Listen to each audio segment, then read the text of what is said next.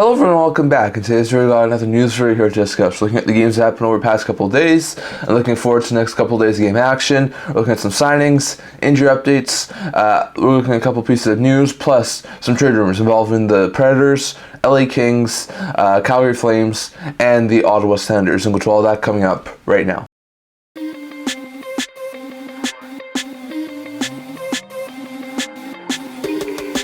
Hello everyone, welcome back to another video here at the Internet Hockey Channel. Before we get in this video, don't forget to like this video and subscribe down below. Thank you all for your support. I'm never able to with all of you guys, so if you haven't already, don't forget to subscribe button down below, and don't forget to leave a comment down in the comment section below so someone else gets today's video. Now, as usual, we're going to start today's video off by looking at the games that happened over on Saturday, Sunday, and Monday. So, back on Saturday, we had the game 2 of the Western Conference Final. Interesting game, but we saw the Stars take an early 1-0 lead.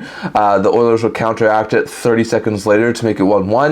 That's what it was at the end of 1, at the end of 2, but then midway through the third period, Mason Markstrom would score to make it 2-1 Dallas. They'd add Edmonton there later on, and it would wind up being Edmonton 3-1, as the Stars were able to tie up the series at 1 apiece. So very good win there for Dallas.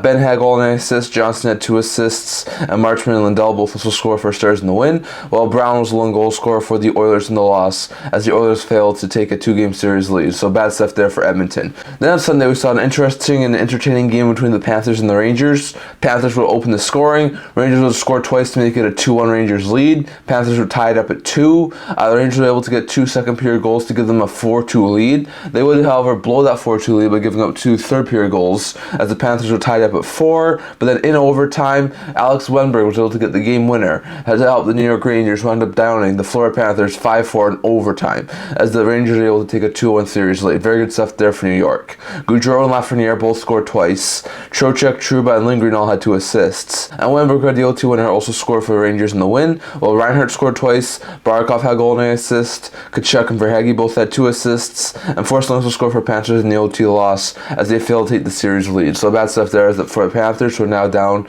by a game. Then we saw the Dallas Stars overcome a 2-goal deficit. It was 2-0 Edmonton quite early on, but then the Stars were able to storm their way back, 3 second period goals to make it 3-2 Dallas. Edmonton got a late second period goal to make it 3-3 going to the third. In the third period, Robertson would complete his hat trick to make it 4-3 Dallas, and once again, they would add an empty net early in the third to win 5-3, as the Stars take a 2-1 series lead. It's a very good win there for Dallas, who was able to take a 2-1 series lead. Robertson had his first career playoff hat trick. Sagan, Ben, and Hintz all had 2 assists, and Johnston and Heiskanen both also scored for the Stars in the win, while McDavid had a goal and an assist, and Hyman and Henrique both also scored for the Oilers in the loss, as they failed to take the series lead. So bad stuff there for Edmonton, who are now trailing in the series. So lots of interesting games happened over the past couple of days. Stars went back-to-back games to take a 2-1 series lead, and the Rangers won their second straight to take a 2-1 series lead over Florida. Going over to the next few days of game action. So later today at 5 p.m. Pacific time, we have a game between the New York Rangers and the Florida Panthers. Panthers are going to be looking to tie up the series at 2 apiece. Rangers are going to be looking to take a 3-1 series lead back to New York, where it's a chance to close it out. And then tomorrow at 5:30 p.m. Pacific time, we have the Stars taking on the Oilers. Dallas is going to be looking to try and take a 3-1 series lead back to Dallas to end the series, while the Oilers are going to be looking to tie the series up at 2 apiece. So also interesting games that happen over the next couple of days, but that's our game preview for the next couple of days of game action. Going over to the signs that happened from over the past couple of days, we have 4 interesting signs to talk about from May 22nd to May 24th. 3 of them involve the LA Kings. So first, the San Jose Sharks gave an ELC to left shot defenseman Luca Cagnoni. Cagnoni, who was a 4th round pick in the 2023 draft, signs a 3-year ELC with the AAV of $895,000 that will be at the start of next year. Cagnoni has been playing over in the WHL. Last year in his draft year, had 17 goals and 64 points in 67 games. This year had 18 goals, 90 points in 65 games as a defenseman. Looked fantastic at the WHL level, and I think eventually could be a solid third pair defenseman. So that's a pretty good sign there for the Sharks. Then the LA Kings gave an ELC to right winger Caleb Larson. Larson, who was a 2022 7th round pick, gets a 3-year ELC with the AAV of $853,000. That'll begin at the start of next year.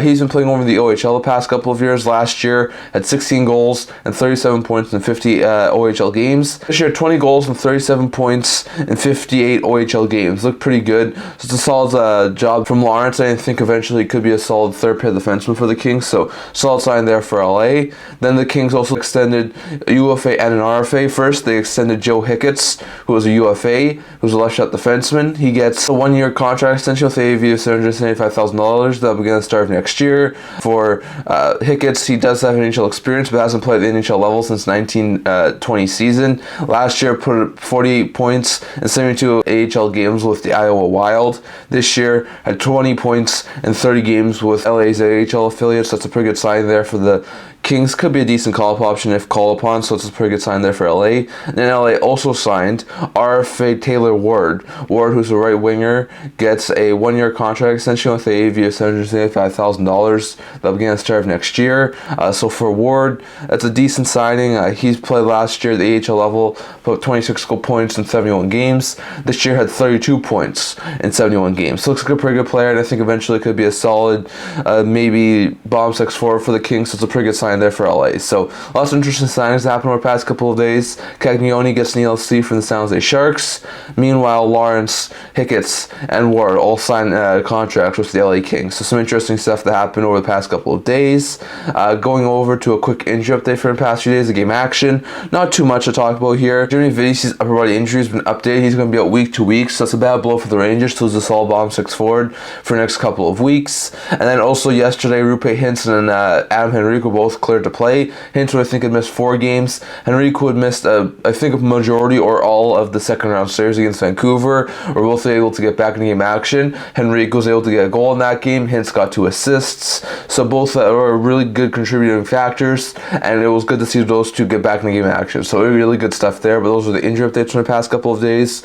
One quick piece of news. It's not confirmed at this point in time. I haven't seen any confirmation, but there was a lot of reports yesterday, including from Elliot Friedman, that Dan Bylsma will be the new head coach of the Seattle Kraken. Now, it sounds like there might be an announcement later today, or possibly even by the time this hits YouTube. So I think it's a very likely possibility we could see Bylsma be the new head coach in Seattle. So I'm not going to do an in-depth analysis of that right now. I'll probably do it on Thursday if there's an announcement later today. But it's a hiring for the Kraken if it is true. So some interesting stuff there, but it sounds like Dan Bylsma will be the new head coach of the Seattle Kraken. We just got to wait for confirmation at this point in time. And lastly, going over to a couple of trade rumors. Now, these are all trade rumors that I'm seeing flying around right now. Remember, these are all just trade speculations I'm seeing. None of these are personally my speculation or things like that, but there's a couple of interesting pieces of news. So first, with the LA Kings. Now, we know the Minnesota Wild. We talked about them over the past little while. They could be a team who's looking to move off some pieces to free up some cap space. We know there's some talk about moving Marco Rossi. I know we talked about that in a couple of videos ago. But another guy who was potentially being named out there as a guy who could be moved will be Filip Gustavsson. Now, Gustavsson had a fantastic year, not this past year, but the year prior. In his first season with Minnesota, was an absolutely outstanding goaltender, earned himself a 3-year contract extension, and this past year was not overly good. Now, after the Wild decided to bring back Fleury for one more season, that caused a lot of speculation that maybe Gustavsson would not be back because they want Wallstedt to be an NHL level goaltender potentially next year. They have Fleury now for one more season, so there's been a lot of people who think that maybe they go with a Fleury-Wallstedt tandem and Gustavsson's gone. Now, I'm not going to say it's a guarantee Gustavsson's gone. I think Wallstedt could spend one more year in the AHL and I'll be probably just fine with him being the third stringer. But I could also see a Gustavsson trade. Now, he has 2 years left at a $3.4 million cap hit, and there's been some recent speculation that he could be linked to a team like the LA Kings. Now, I know the LA Kings probably not bringing back Talbot, probably not bringing back Copley.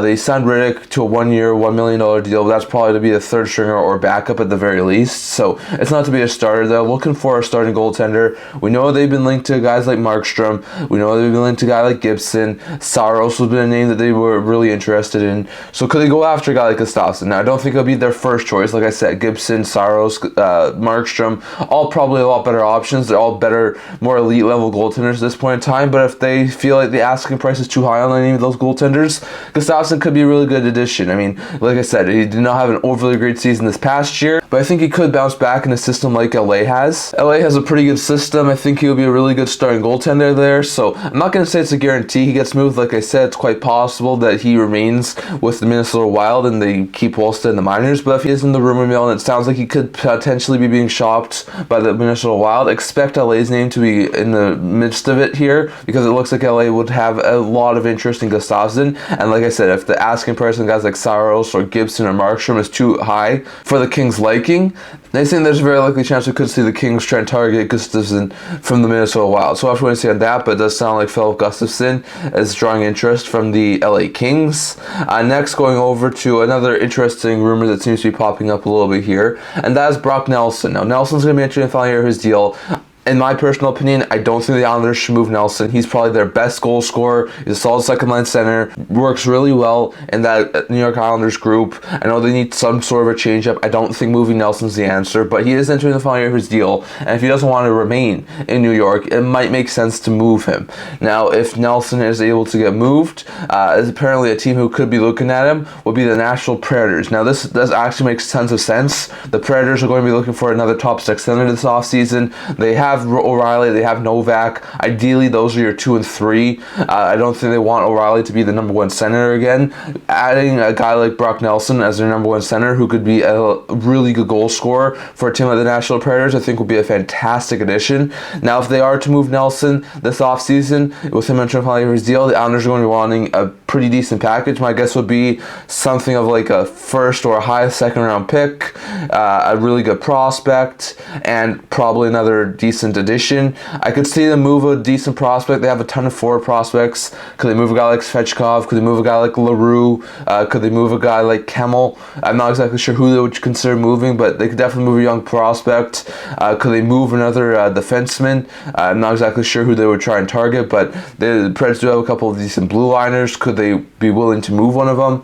So it'll be interesting to see exactly what the package would look like. But if Nelson is available for trade, look for the Nashville Predators to try and be in on him, to try and get him to be their first line center. So like I said, don't think Nelson's going to be moved, but if he was to be moved, it seems like Nashville might have some interest. Going over to the Ottawa Senators and the Boston Bruins, apparently the Senators continue to have interest in Bruins goalie Linus Ullmark. Ullmark, I think, has just this year left on his contract, a $5 million cap hit, so he's not got too much term on his contract. He does have a 15-team no trade list, so he does dictate a little bit where he goes. But there's been a lot of talk about the Senators having some major interest in Linus Ullmark. They need a goaltender. They can't run it back with Korpisalo and Forsberg. It did not work this past year, so they need something new. They need a new, fresh tandem, and I think adding Ullmark would be fantastic, but apparently the asking price is quite high. Some of the Bruin media have been saying that the Bruins should be asking for Shane Pinto if that was true. I don't see Pinto being moved. He's a solid second, third line center for the Senators, and I don't see him being moved. So according to one of Ottawa's insiders in Garrioch, he said that a league executive hinted that Ottawa's offer might have to include Chychrun, a first-round pick, and potentially another thing. So that would be a huge trade package, but it could be an interesting one. Now, the first-round pick, in my opinion, can't be the Senators' 7th overall pick. I think that's way too high. But if the Sens were to flip Boston's pick back to them, what I think is in the mid-20s of the first round, that could be something. So if they could move Chychrun, maybe a mid-20 pick, and then maybe a young prospect who maybe is like a B or C level prospect, not exactly sure who they would throw in there. Could they move a guy like Martin Paolo? Could they move a guy like Gunnett? Would they consider moving a guy like Brandstrom or Bernard Docker? It would be an interesting situation. Another pick, maybe like a third-round pick. Not exactly sure what they would throw in there too, but it sounds like a first Chychrun and something else might have to be the asking price to try and get Ullmark. Now, that would be a fantastic move for the Boston Bruins. It might be a little bit much to cough up if you're the Ottawa Senators, but it's going to help a need. I mean, for the Bruins, they're able to get a first-round pick, which they can either flip to add some more pieces elsewhere, or they can use it to draft someone in the first round. They get Chychrun, who's going to be a top 4 defenseman for them, and will be a solid addition there for Boston. And they also get another thing, whether that's a decent prospect, okay young player, or a second or third round pick, they'll be able to get another thing. So it'll be a high asking price for Ottawa, but the Bruins will be able to get a first-round pick, a solid top 4D, and another thing. For the Sens, like I said, steep asking price, but it is going to be able to get them Linus Ullmark, and I think Ullmark in a tandem with either Korpisalo or Forsberg, most likely Korpisalo, could be a really good tandem in Ottawa next year. So it'll be interesting to see exactly what happens, but it does seem like Ullmark could still be going to Ottawa, and if they are going to make some sort of a deal, it sounds like the deal would have to include Chychrun in a first-round pick plus something else. So after when they see exactly what happens there, but that's going to be an interesting situation to watch out for, as Ottawa continues to have interest in Linus Ullmark. And lastly, LA Frumer was talking about this on the 32 Thoughts podcast, that they were talking about the Ryan McDonagh trade. I've talked about this multiple times on my channel, how McDonagh was acquired by Tampa, some of the ramifications for it. They said that the Bulls are definitely going to be looking to try and move off some cap space. Like I said, if they want any chance of signing Stamkos, they're going to have to move off someone.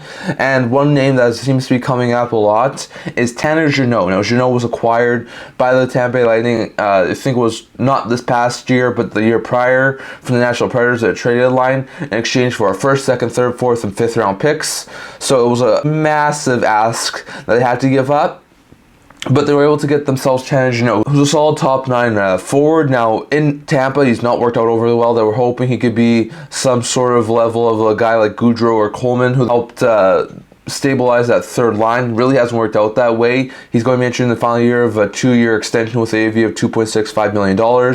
Some people do still think that he could still be the guy from Nashville who put up, I think it was 40 points and was a really physical, tough, hard to play against forward.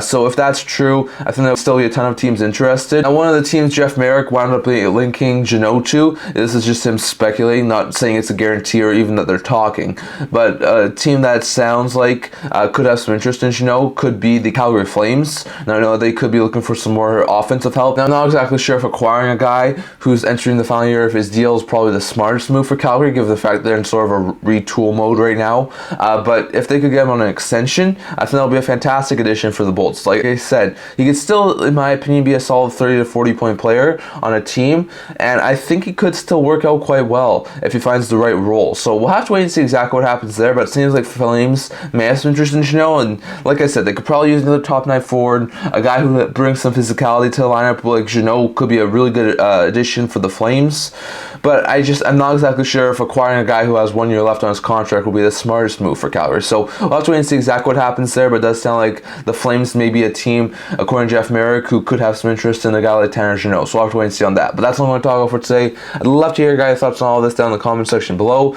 Love to discuss it with you guys. What do you think about the stuff we discussed here today?